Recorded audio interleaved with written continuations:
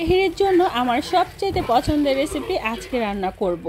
ইফতারের ঠিক আগ মুহূর্তে 4G গতিতে কাজ করলেও সময়ের সাথে পেরে ওঠা যায় না। হ্যালো এভরিওয়ান, আসসালামু আলাইকুম।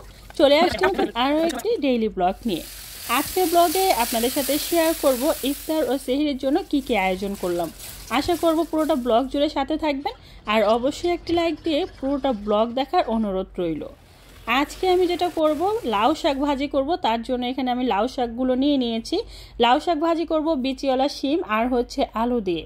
তো এই যে শাকটা দেখুন কতটা ফ্রেশ, তাই না? একদম সুন্দর দেখা যাচ্ছে।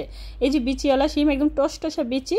আর এই হচ্ছে আমার পছন্দের জিনিস, যেটা কিনা সবার কাছে একদম অবহেলিত, কারণ এটা সবাই কিন্তু খুব বেশি একটা পছন্দ করে না, বাট আমার খুবই পছন্দ। এবার আমি যেটা করব, এগুলো সব কিছু একদম কেটে কুটে নিব, কাটাকাটির ঝামেলাগুলো শেষ করে নিব। এই কাটাকাটির কাজগুলো করতে না অনেকটা সময় লাগে। অন্য দিক দিয়ে আমার আম্মু যেটা করতেছে, ইফতারির জন্য চিকেনগুলো ভেজে নিচ্ছে। তো এই যে আমার রান্নাঘরের অবস্থা দেখুন, দুপুর 3টা থেকে 4টার মধ্যে রান্নাঘরে ঠিক এই অবস্থাটাই থাকে, মানে সব কিছু কুটাকাটি রেডি করার একটা ঝামেলা থাকে। রমজান মাসেই কিন্তু এইরকম একটা জমজমাট থাকে, তাছাড়া কিন্তু আর এরকম থাকে না। যাই হোক, দেখুন আমাদের রান্নাঘরের অবস্থা একদম চারিপাশে, মানে সব কিছু নিয়ে একদম ছড়িয়ে ছিটিয়ে আছে। কি একটা অবস্থা, তাই না? যাই হোক, এখন আমি যেটা করব, শুকনা মরিচ নিয়ে নিচ্ছি। শুকনা মরিচের বিচি মানে বটুগুলো একটু সুন্দর করে বেছে নিচ্ছি। আমি এখন আলুর চপ বানাবো, আর আলুর চপের জন্য এখানে শুকনা মরিচ নুন দিয়ে খুব ভালোভাবে কচলে নেব। আমি যেভাবে আলুর চপ বানাই, এখানে কিছুটা পেঁয়াজ বেরেস্তা নিয়েছি, সেই সাথে ধনিয়া পাতা কুচি আর কাঁচা পেঁয়াজ কুচি। আচ্ছা, আপনারা কীভাবে আলুর চপ বানান একটু কমেন্ট করে জানাবেন তো, ঠিক আছে? তো আমি এগুলো সুন্দর করে মেখে এবার আমি সিদ্ধ করে আলুগুলো একদম ম্যাশ করে দিয়ে দিচ্ছি। আর যতটুকু লাগবে ঠিক ততটুকুই আলু আমি এখানে নিয়ে নিয়েছি। সবগুলো সুন্দর করে একদম ভালোভাবে মেখে নিচ্ছি। এই মাখামাখির কাজটা না খুব ভালোভাবেই করতে হবে। এবার আলুর চপে শেপ করে নিচ্ছি সবগুলো। আলুর চপ যেহেতু আমার খুব বেশি পছন্দ, তাই এই জিনিসটা একটু বেশি করেই তৈরি করি। আমাদের বাসায় মাত্র 4 জন, যদিও সব কিছু 4টা করে তৈরি করি, বাট আলুর চপটা একটু বেশি করেই করি, কারণ আমার খুবই পছন্দ।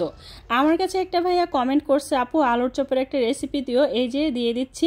এই বেসনের ব্যাটারটা তৈরি করতে হবে শুধুমাত্র বেসন, আর 1 কাপ যদি বেসন নেন, 4 ভাগের 1 ভাগ একটু চালের গুঁড়া নেবেন, তাতে মুচমুচে থাকবে। সেই সাথে জর্দা রং, জিরা গরম মশলা গুঁড়ো আর হচ্ছে বেকিং সোডা, এগুলো দিয়ে সুন্দর করে বেটারটা তৈরি করে নিতে হবে পারফেক্ট পানি দিয়ে, মানে অল্প অল্প পানি দিয়ে একদম পারফেক্ট একটা বেটার তৈরি করে নিতে হবে। যদি আপনার এই ভিডিওটা বুঝতে অসুবিধা হয়, আমি নেক্সটে আরও একটা ভিডিও আলুর চপে শেয়ার করব, তখন হয়তো আপনি দেখতে পারবেন বা সুবিধা হবে আপনার।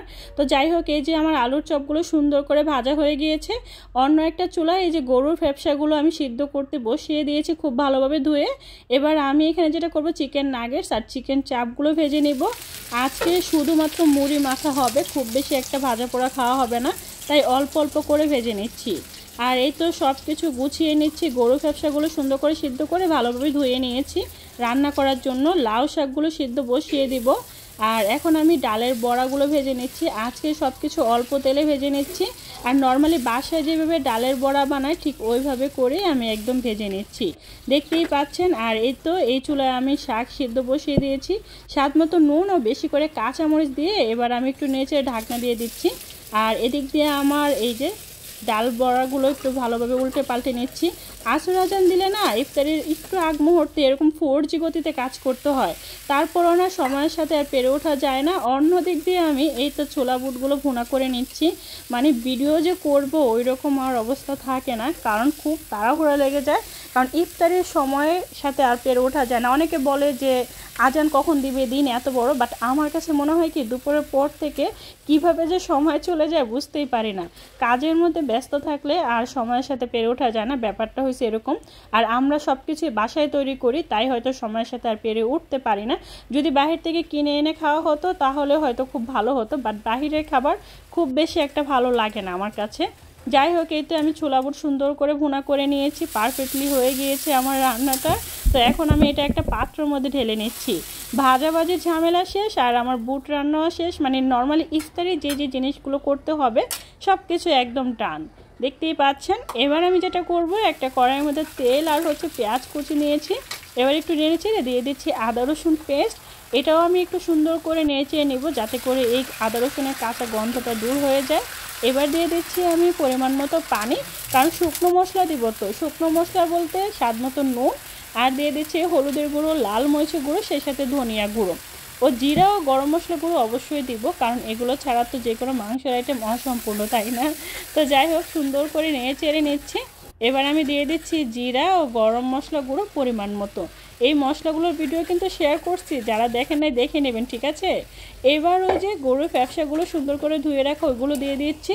আপনারা কিন্তু অবশ্যই সিদ্ধ করে তারপর এভাবে রান্না করবেন, আর গরুর ফ্যাপসা যারা খান না তারাও খেতে পছন্দ করবেন যদি ঠিক এইভাবে রান্না করতে পারেন। যাই হোক, খুব ভালোভাবে কষিয়ে নিতে হবে অনেকটা সময় নিয়ে।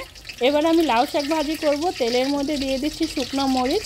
শাক ভাজির মধ্যে একটু শুকনো মরিচ দিলে অনেক বেশি ভালো লাগে, যদিও আমি সিদ্ধ করার সময় অনেকগুলো কাঁচা মরিচ দিয়েছিলাম। এবার বেশি করে রসুন কুচি আর পেঁয়াজ কুচি দিয়ে দিচ্ছি। একটু সফট করে ভেজে নিব, খুব বেশি একটা বেরেস্তার মতো ভাজবো না, যেহেতু এগুলো ভাজি করব তাই এরকম করে ভেজে নিচ্ছি। তো আমি একটু ভালোভাবে নিয়েছি। এবার আমি দিয়ে দিচ্ছি লাউ শাকগুলো, যেগুলো আগে থেকে সিদ্ধ করে নিয়েছিলাম আলু আর শিমের সাথে। এই তো, আর কিচ্ছু দেব না, বাস এবার শুধু নেড়ে চেড়ে রান্নাটা করে নেব।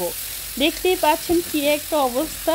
রান্নার সময় না এত বেশি ঝড়ের গতিতে রান্না করতে হয়, কারণ রমজান মাস এরকমই, আপনি যতই কষ্ট করেন না কেন তারপরও ভালোই লাগে আলহামদুলিল্লাহ। এই তো আমার এই যে গরুর ব্যবসা, এগুলো সুন্দর করে কষিয়ে নিচ্ছি।